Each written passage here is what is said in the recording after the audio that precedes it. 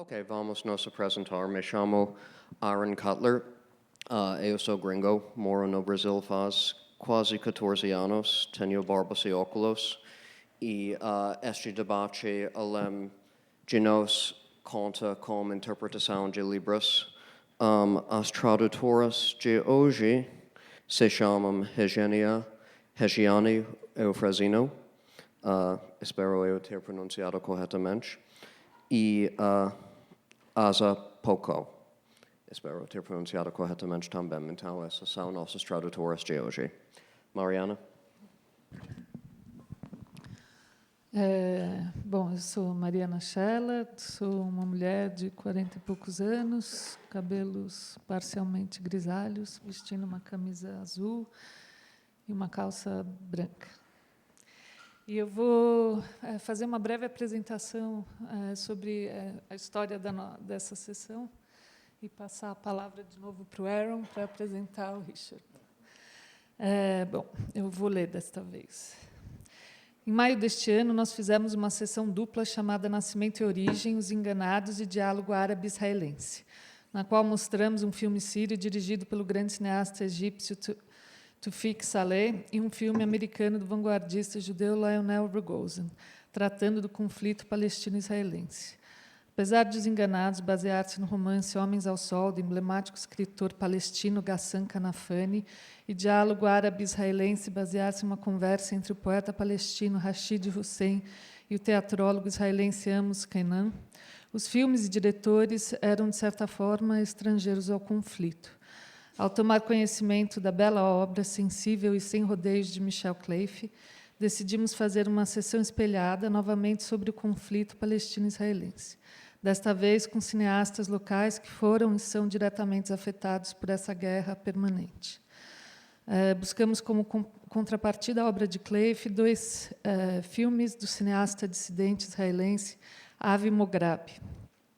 Cleife e Mograbi já haviam sido colocado lado a lado em uma retrospectiva conjunta no festival One World România, em 2019, e, ao conversarmos com Mograbi, ele sugeriu apresentarmos o filme de Cleife, A Memória Fértil, com Uma Vez Entrei num Jardim.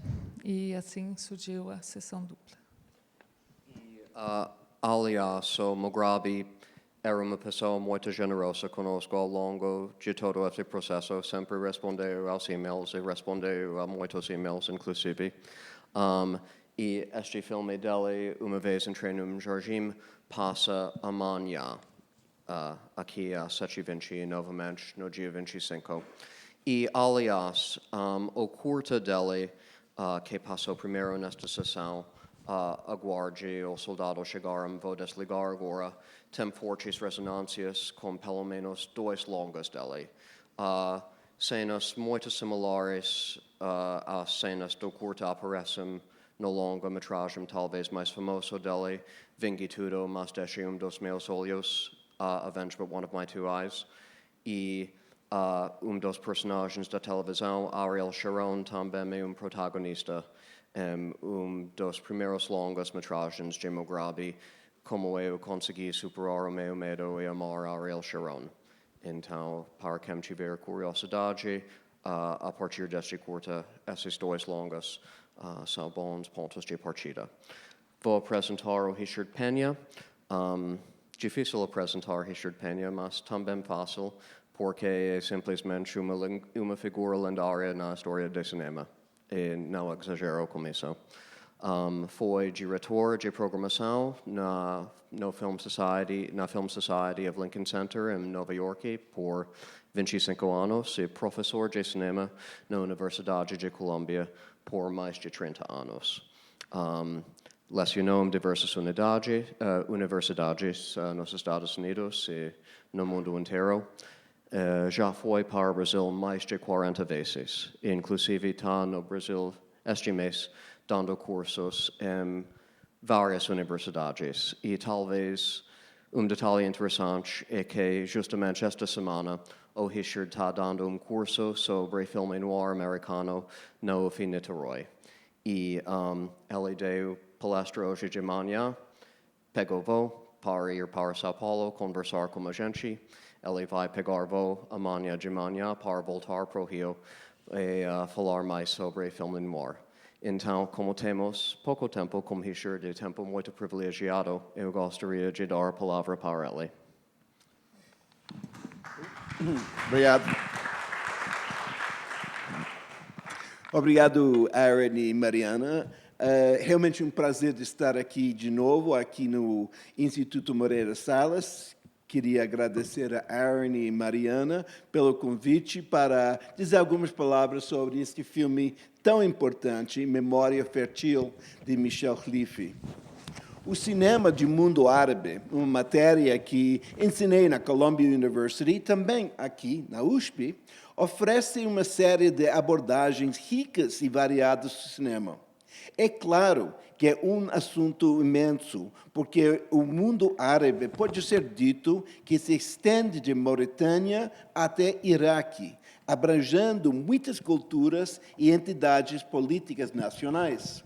Como eu acho que muitos de vocês já sabem, por cerca de a metade da história do cinema, até mais ou menos 1970, o cinema de língua árabe foi completamente dominado pelo Egito.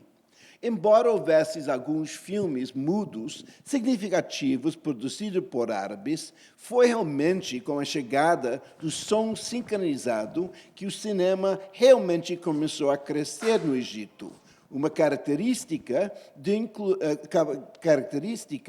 que é compartilhada com várias outras nações, que vão de Turquia ao México. Parece que a capacidade de incluir som pré-gravado no espetáculo cinematográfico permitiu que os cineastas nacionalizassem o produto para distingui-lo de maneiras cruciais dos filmes europeus ou americanos.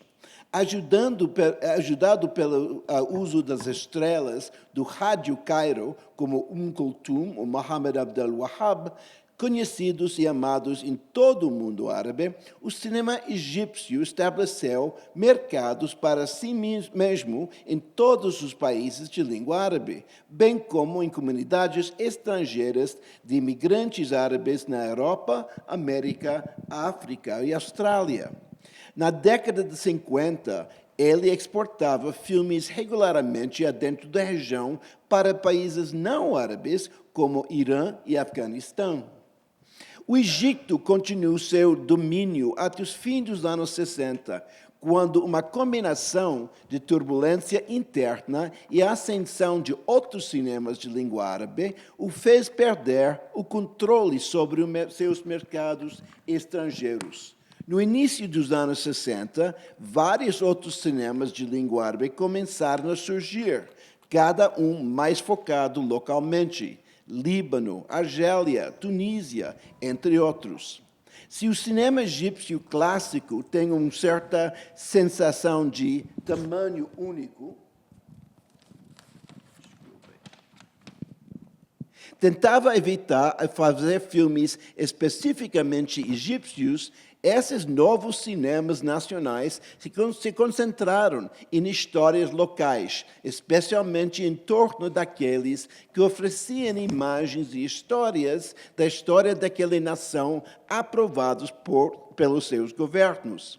Uma terceira fase, iniciada por volta de 1995, marcou uma ruptura com esse modelo nacional do cinema e uma nova ênfase nas visões de artistas individuais, não mais dependentes do apoio do governo local. Em vez disso, eles frequentemente dependiam de órgãos de financiamento internacionais ou ONGs. Esses cineastas não sentiam mais a necessidade nem a demanda de que eles representassem suas nações em seu trabalho, mas, em vez disso, representassem a si mesmos e suas experiências pessoais. Na cena final do filme Crônica de um Desaparecimento, de Elias Suleiman, um filme que era um dos filmes que marcou esta transição, o Suleiman dedica o filme citando, aos meus pais, a única pátria verdadeira. Esta ampla visão geral de produção cinematográfica no mundo árabe, deve ser dito, aplica-se apenas parcialmente, ao melhor, ao cinema palestino. As circunstâncias históricas e políticas únicas da vida palestina tornaram impossível seguir a trajetória que acabei de delinear. Enquanto outras nações árabes se lançaram em uma fase do cinema nacional dos anos 60, com a maioria dos filmes sendo produzidos por seus próprios governos, tais instituições eram muito mais tênues para um povo e uma nação lutando por reconhecimento. Um cinema distinto, feito por e para palestinos, parece ter surgido já nos meados dos anos 30, quando Ibrahim Hassan Sirhan, o dono de uma loja de câmeras, fez uma série de documentários sobre vários aspectos da vida na Palestina. Esses filmes se mostraram populares e frequentemente eram incluídos ao lado de filmes estrangeiros ou até egípcios em exibição nos cinemas palestinos. Os anos de guerra dessalarizaram qualquer desenvolvimento posterior, mas em 1945, dois jovens palestinos, George Zoabi e Mohammed Al-Jabari, anunciaram a criação do Palestine Studios, o que eles alegaram ser uma instalação cinematográfica da última geração aberta a produções locais e internacionais. Parece que pelo menos um filme foi parcialmente filmado em suas instalações, uma instalação temporária em um depósito, pois eles ainda não haviam construído o seu estúdio planejado, mas a Nakba, a desapropriação dos palestinos após a declaração de partição de Palestina, rapidamente pôs fim a esses planos. Pelos próximos 20 anos, até onde se sabe, não houve produção cinematográfica palestina dentro da Palestina histórica. Os palestinos eram ativos em outros cinemas de língua árabe. Por exemplo, os irmãos Lama, depois de trabalhar no cinema chileno por vários anos, retornaram à região e se tornaram produtores do cinema egípcio. Essa situação mudaria com a Guerra de 1967, às vezes chamada a Guerra dos Seis Dias. O impacto de derrota de Egito e seus aliados árabes por Israel teve um impacto enorme em todo o mundo árabe. Para os palestinos, veio a simbolizar que eles não podiam mais contar com outros árabes para concretizar a libertação de Palestina. Eles teriam que liderar a luta eles mesmos. Justo com o crescimento de grupos militantes como a Organização da Libertação de Palestina, o PLO, ou a Frente Popular para a Liberação de Palestina, surgiram novas unidades cinematográficas cujo objetivo não era apenas registrar a luta para reconquistar a Palestina, mas também alcançar, por meio do cinema, o público ao redor do mundo para tentar construir apoio para a causa palestina. Em meados dos anos 70, era possível encontrar em muitos campuses universitários dos Estados Unidos exibições de filmes palestinos, quase sempre acompanhados por palestrantes que respondiam a perguntas sobre os filmes e sobre a luta. Um filme que me lembro a ter visto se chamava A Chave e contava a história de um fazendeiro palestino que, apesar de ter fugido para a Síria e criado uma vida para si lá, ainda carregava no bolso a chave de sua casa na Palestina. A maioria dos filmes criados tinha caráter militante, às vezes registrando atividades reais de resistência. No final dos anos 70, esse movimento levou à criação de mais de 100 filmes, todos eles curtas e a maioria documentários.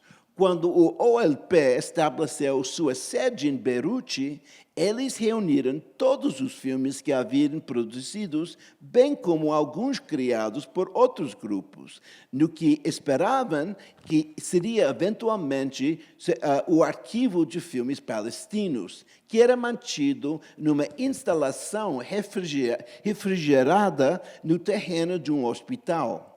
Quando os israelenses invadiram o Líbano em 1982, eles bombardearam aquele hospital e essa instalação refrigerada foi destruída. Apenas uma punhado de filmes sobreviveram. A grande maioria desses filmes militantes havia queimado. Ao longo dos anos, houve esforços para repor a coleção, usando algumas das cópias que realmente estavam em circulação internacional naquela época, mas, infelizmente, essa parte da história do cinema palestino provavelmente se foi para sempre. A obliteração dessa fase do cinema palestino coincidiu com o surgimento de um novo movimento entre cineastas palestinos.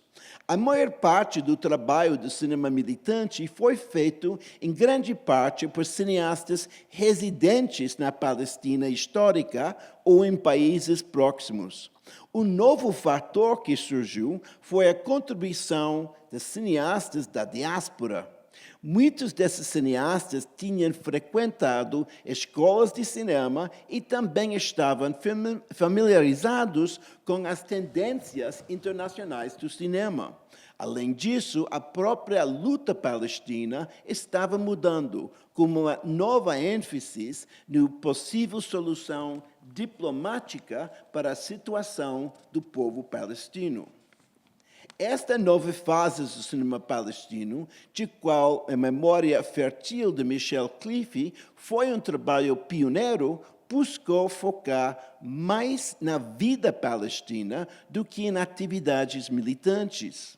Não é que essas obras fossem apolíticas, elas não eram, mas encontraram maneiras de dobrar sua política na textura da vida cotidiana. Esses novos filmes também estavam, é preciso dizer, mais dispostos a criticar a sociedade palestina, a revelar e discutir questões que há muito eram ignoradas ou silenciadas.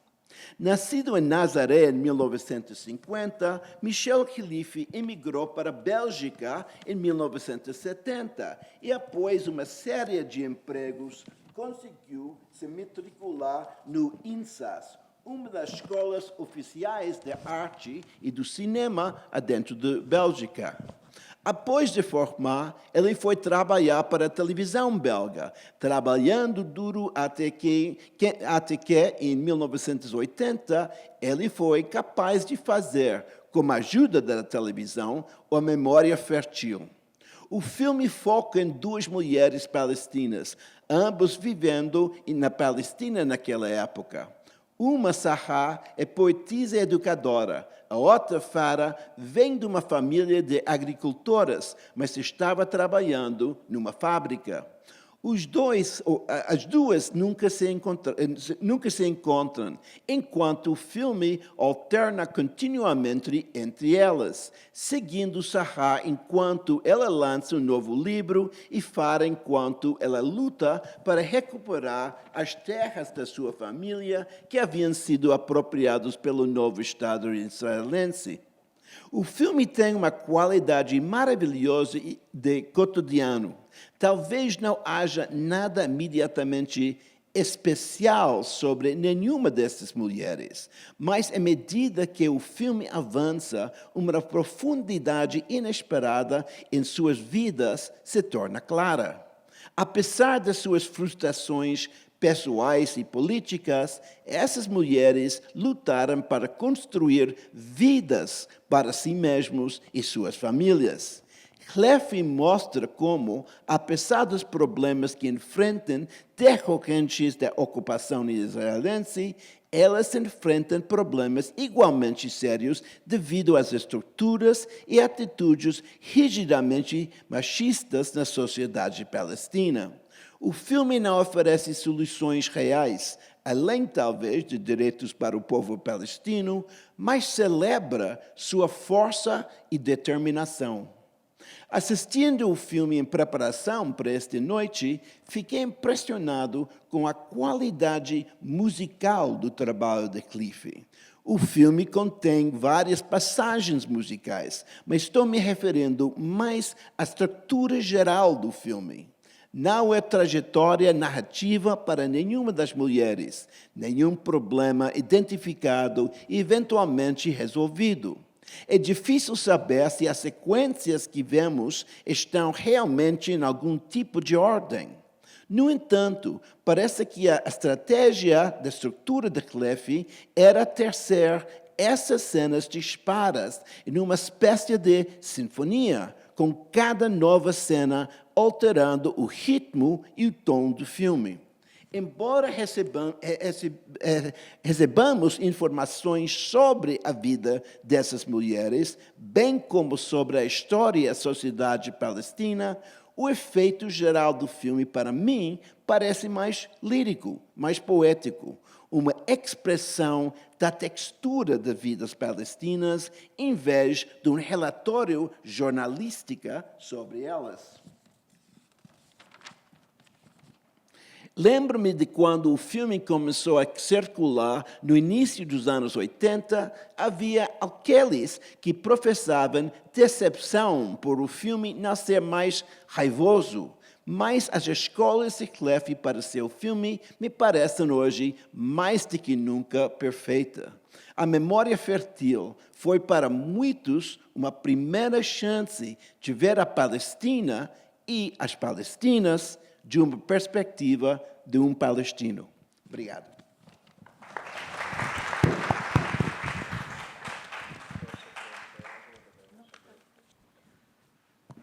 Bom, alguém tem uma pergunta?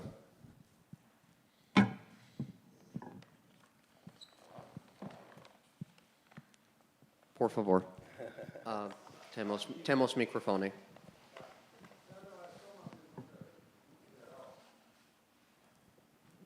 Richard, o cineasta Cleffi, ele deve ter feito outros filmes depois. Sim, talvez o filme... O microfone aqui. Porque, enfim, nós estamos nos anos 80, nesse caso, né? Sim. E uma situação muito diferente daquilo que foi acontecendo depois, principalmente a mais recente. Eu queria saber se houve algum tipo de registro cinematográfico dessa realidade dura, horrível, né?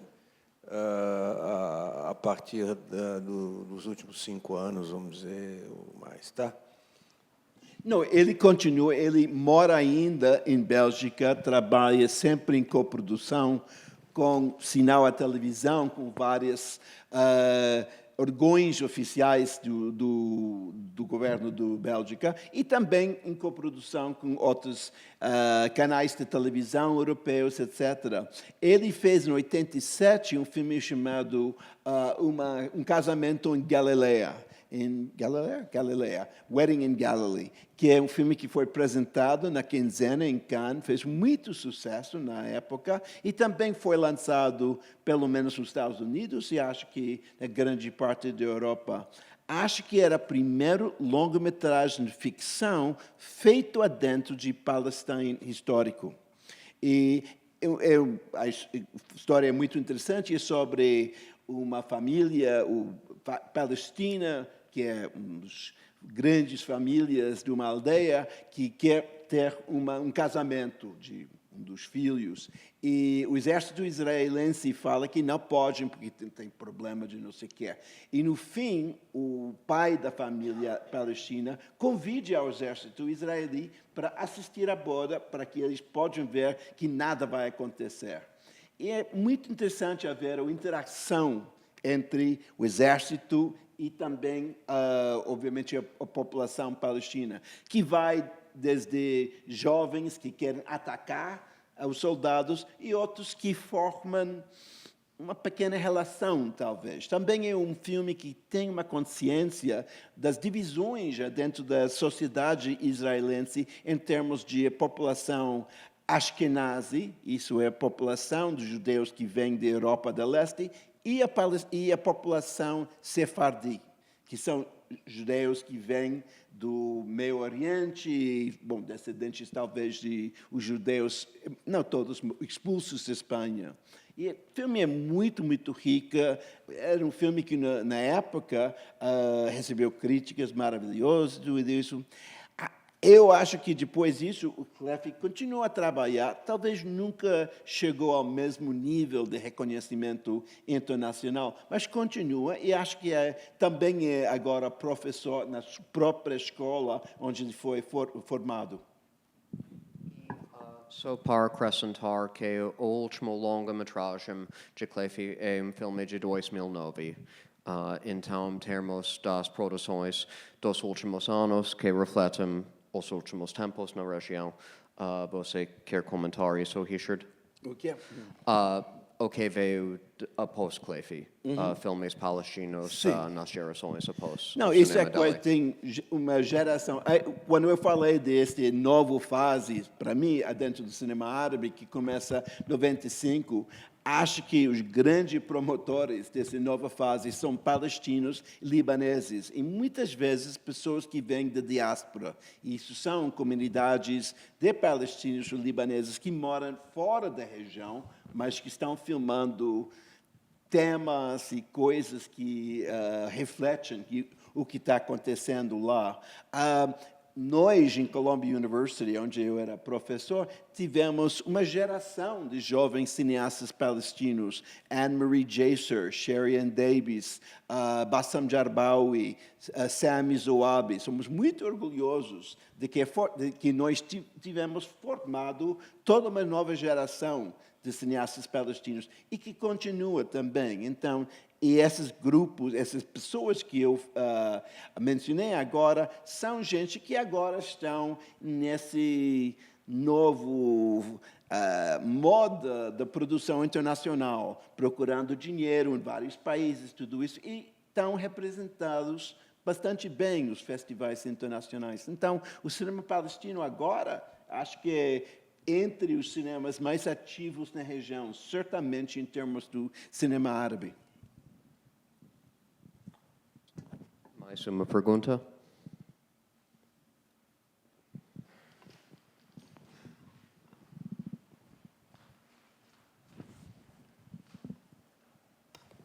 Olá, professor. É uma pergunta, assim, uma curiosidade, por que ele emigrou para a Bélgica? Teve algum movimento, ou é uma coisa pessoal, assim?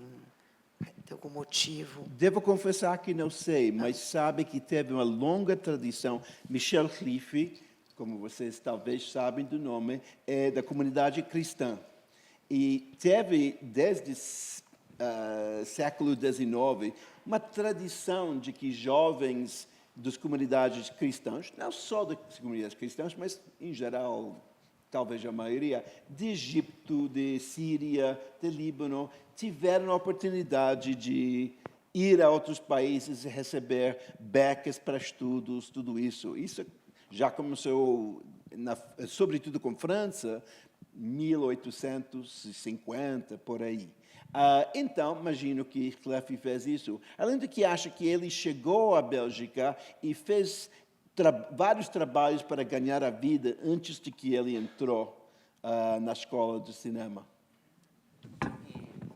Em termos bem literais, ele tinha primo lá que morava na Bélgica na época, então o primeiro encontro dele com a Bélgica foi por causa de uma visita que ele fez ao primo, mas sempre era uma pessoa impulsionada pelos sonhos e inicialmente queria se estabelecer na Alemanha para trabalhar na Volkswagen como mecânico, mas Bélgica acabou aparecendo muito mais interessante para ele. Acho que um aspecto interessante deste filme é quando a Farah, a mulher que era agricultora, fala de, isto aqui, depois ele foi ao Líbano, mas depois voltou, e foi com a família depois aos Estados Unidos, e eles voltaram para o casamento, e quando voltaram, eles trouxeram com eles o resto da família. Se tem a ideia de essa diáspora, como a diáspora é parte do mundo dessas pessoas, tem primos, parentes, amigos que moram em várias partes do mundo, que é resultado da realidade dos palestinos. Isso porque muitas pessoas que eu mencionei, nossos alunos da Colômbia, foram elevados em várias partes do mundo, mas queriam fazer um cinema palestino. Também acho interessante observar que, apesar dele viver na Bélgica,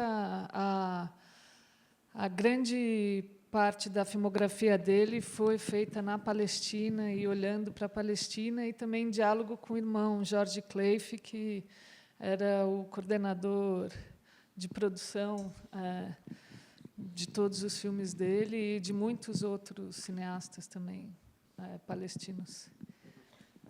Detalhe interessante sobre o Jorge Cleif, que novamente é a voz do telefone, no curta de Avi Mograbi, e que ele também acabou escrevendo importante livro sobre o cinema palestino, em coautoria com uma professora israelense chamada Nurit Gertz, e livro que se chama algo do tipo Palestinian Cinema, Landscape, Trauma and Memory, o cinema palestino, paisagem, trauma e memória. Então, Jorge Cleif acabou virando não apenas alguém que trabalhou a favor do cinema palestino no sentido de impulsionar e ajudar produções de filmes palestinos, mas também historiador do cinema palestino, trabalhando sempre dentro da Palestina, enquanto sem Michel morava na Europa, sem nunca sair da Palestina de fato. E algo que não está dito no filme, mas detalhe de interesse que Farah Hatoum é a tia do Michel Cleif. Então, o que está sendo mostrado no filme não são apenas duas mulheres, mas também duas relações que o Michel Cleif tem com a Palestina. Com a Farah, ela tem uma relação familiar, uma relação afetiva, e com a Sahar, ela tem uma relação intelectual e uma relação impulsionada por isso de ideias e sobre o que a Palestina poderia ser. Interessante que ele só fala a Sahar, ele nunca fala a Farah. Nunca temos o voice-over dele perguntando a ela qualquer coisa, mas Sahar várias vezes durante o filme ele faz perguntas a ela.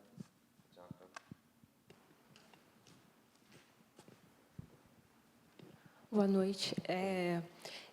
Tem uma relação muito forte com a terra. As mulheres ligadas à terra, à produção, ao fazer, porque elas fazem coisas o tempo todo. Ou elas estão se cuidando, cuidando dos outros, ou trabalhando. Existe essa coisa do... A mulher faz, a mulher move. E eu achei muito bonito, porque eu vim totalmente assim, sem saber. Eu vou dizer, eu não sabia que era um diretor depois que eu vi.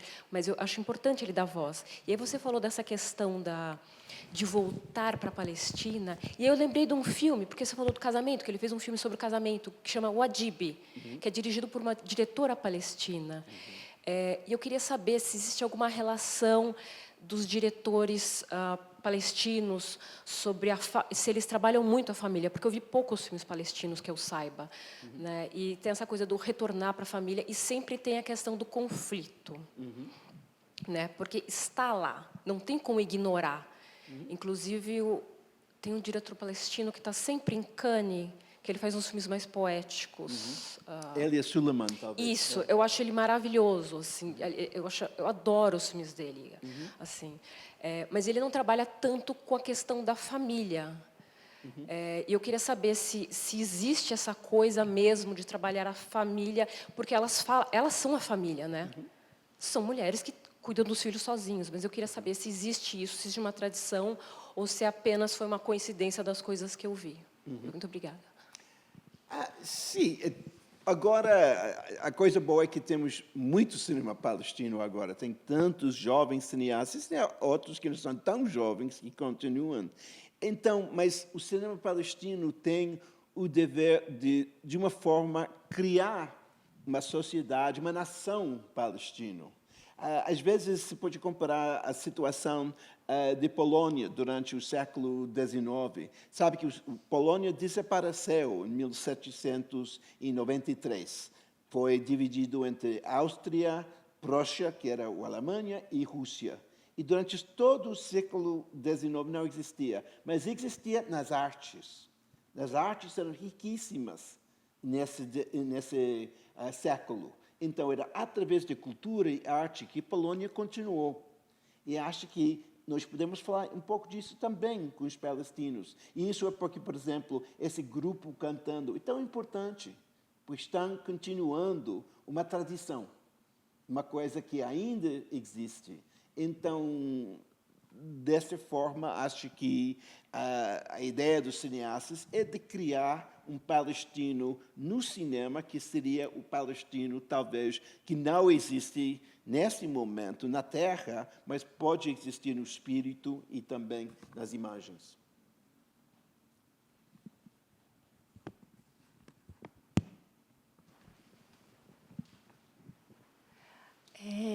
Vocês falaram um pouquinho sobre a ligação dos dois filmes e queria, enfim, comentar também uma coisa que me pareceu interessante, foi a presença da televisão nos dois, e talvez o Richard possa falar um pouco sobre talvez a presença da televisão, se tem alguma relação com esse desejo de nação do filme.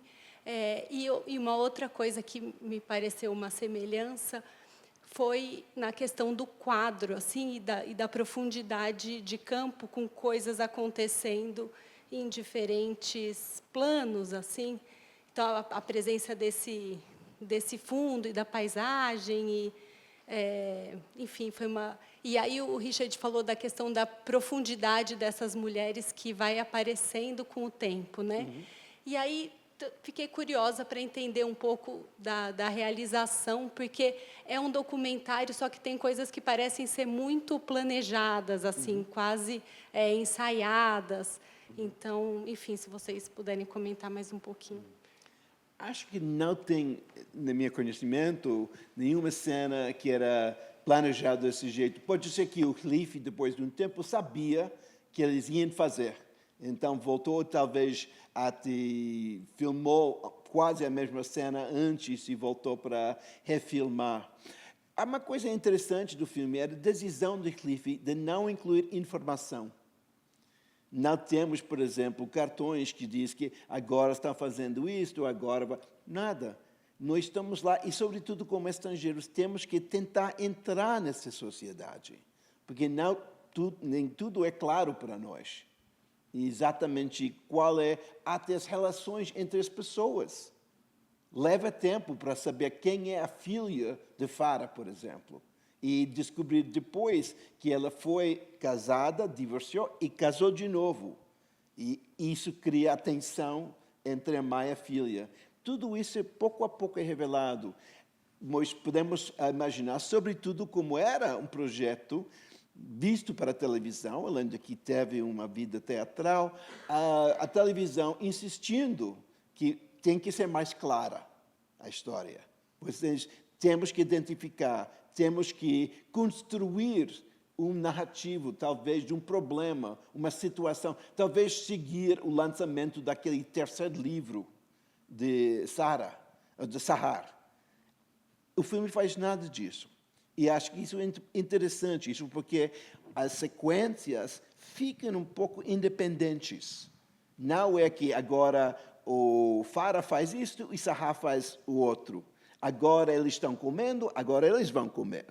Nada disso, não temos isso. É uma estrutura muito mais complexa. Isso porque tentei descrever como uma forma quase musical. Porque acho que é um filme de tono e de ritmo que nós vemos dentro das vidas dessas mulheres. Eu também queria fazer uma observação que é interessante sobre os outros filmes do Clay, ele varia muito no estilo. Como o Richard comentou, do Casamento na Galileia, que é um filme bem de ficção, mas depois ele vai para outros filmes com influência assim, meio godarianos. E o último filme dele, que é uma ficção também, sobre um cineasta, um pouco autobiográfica. Então, seria ele voltando para a Palestina para fazer um filme, e ele usa uma câmera de vídeo em diversos momentos, gravando entrevistas, e você vê a imagem do vídeo, né, que diferencia bastante da estética da imagem do filme, que me lembra muito também os vídeos mais caseiros que são gravados na Palestina, de denúncia. Então, esses vídeos no filme também têm essa função assim, de denúncia, com as entrevistas de palestinos que, né, sofreram durante o conflito. Mas tem também a televisão de uma outra forma, né? A televisão pelo vídeo. Este filme se chama Zindiq. É filme, aliás, que Richard programou em Nova York, e talvez foi uma das únicas vezes que este filme passou nos Estados Unidos.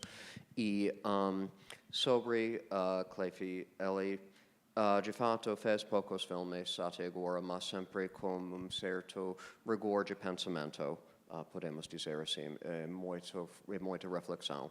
No nosso site, mutualfilms.com, temos traduções de 2 textos, que é perfil de Avi Mograbi, enquanto ele viaja para apresentar, uma vez entrei num jardim em alguns locais no próprio Israel, e texto escrito pelo próprio Clay sobre seu trabalho.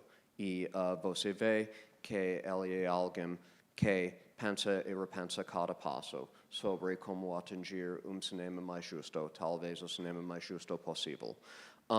Detalhe de interesse sobre a memória fértil em termos da questão de encenação é que o tempo de produção do filme, o tempo que Clay e sua equipe passaram filmando na Palestina, foi de 6 semanas, 42 dias. Ou seja, é dobro do tempo que é comum para as filmagens de documentário.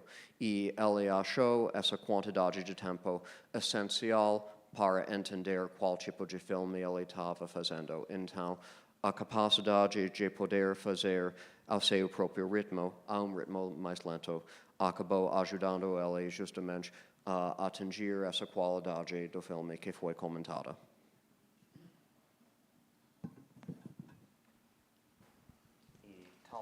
Talvez essa seja a última pergunta, por questões de tempo.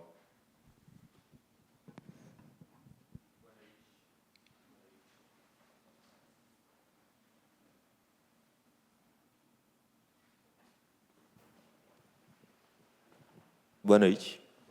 O Richard, no texto, você comentou de uma primeira geração do cinema palestino que era bem militante, e esse filme seria um expoente importante de uma segunda geração. Acho que vem dos personagens. Talvez se a gente pudesse fazer um exercício de imaginação, a tia dele seria uma personagem clássica desse primeiro momento. Ou seja, observar essa personagem que perdeu sua terra, uma situação talvez injusta. Mas quando a gente olha essa personagem e a gente tem uma contraposição com uma mulher, uma escritora, que sofreu também por conta de uma sociedade, dessa sociedade árabe, que é machista, que é repressora. Quando a gente vê esses 2 tipos de personagem separados, talvez traria um tipo de reflexão, mas juntos, da forma como foi filmado, pensando num projeto de um país, isso talvez traga outros tipos de reflexão E acho que a linguagem documental ela tem esse poder. Então, eu queria que vocês comentassem um pouco isso. Também gostaria de ouvir a opinião da Mariana, pensando que são mulheres.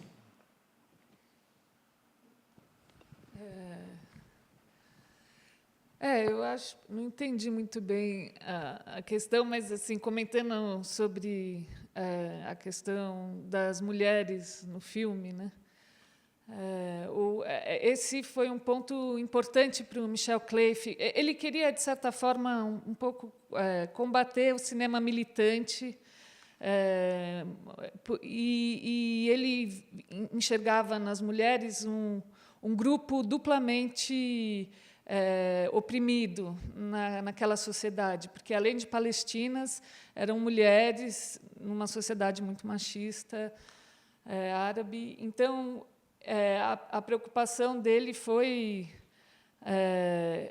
mas também foi mostrar essas mulheres não como figuras oprimidas, que, às vezes, também era o que acontecia muito com o cinema militante, mas mostrar elas como pessoas de força, né, de força maior, lutadoras. Que tanto a tia, que não abria mão, não importava o que o filho dissesse, né, um homem e também a esposa do filho, mais jovens, tal, ela não abria mão da terra, do local onde ela viveu a maior parte da vida. E a Sahar, e a escritora, o que é interessante também sobre ela é que ela teve uma carreira muito incrível. Assim, inclusive, ela montou uma organização de ajuda às mulheres palestinas, que existe até hoje, escreveu diversos livros que foram traduzidos para várias línguas. Ela é uma figura bem importante no trabalho para a mulher palestina.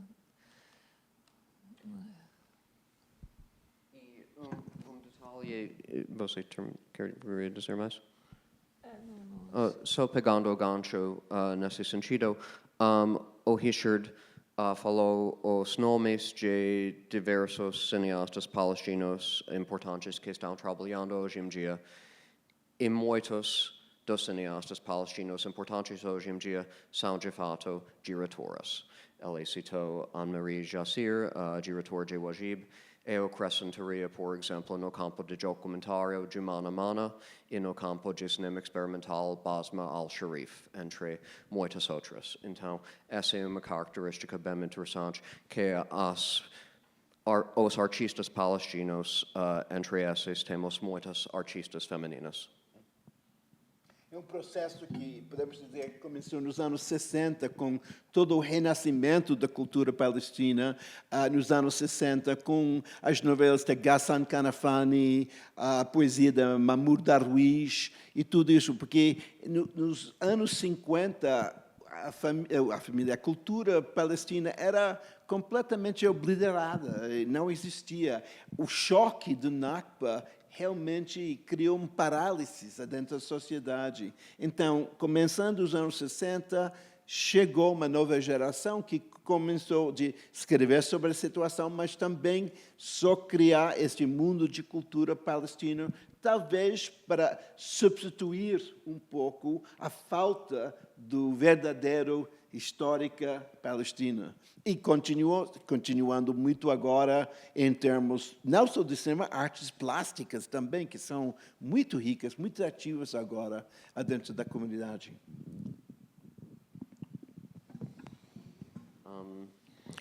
Você queria dizer mais alguém? Mais alguma coisa? Queria dizer mais algo? Bom, eu posso comentar rapidamente. Os filmes de Clayf, todos os filmes iniciais dele até o início de 2000 foram restaurados pela Cinemateca Real da Bélgica. Por serem coproduções com a Bélgica, ele conseguiu guardar os negativos em 16mm e 35 na própria Cinemateca. Então, a partir de 2017, ele conseguiu estar presente para a supervisão dessas restaurações que a gente está passando. Inclusive, tem filme restaurado de Clayf que vai passar amanhã, É filme de 30 e poucos minutos que vai passar junto ao filme de Ave Mugrabi, que se chama Malul Celebra Sua Destruição. E é projeto que inicialmente ele começou filmando, pensando que faria parte de A Memória Fértil. Mas conforme ele filmou, ele chegou a entender, não, isso é outro filme. Isso precisa ser outro filme. E não vou dizer mais. Mais algo? Obrigado, boa noite.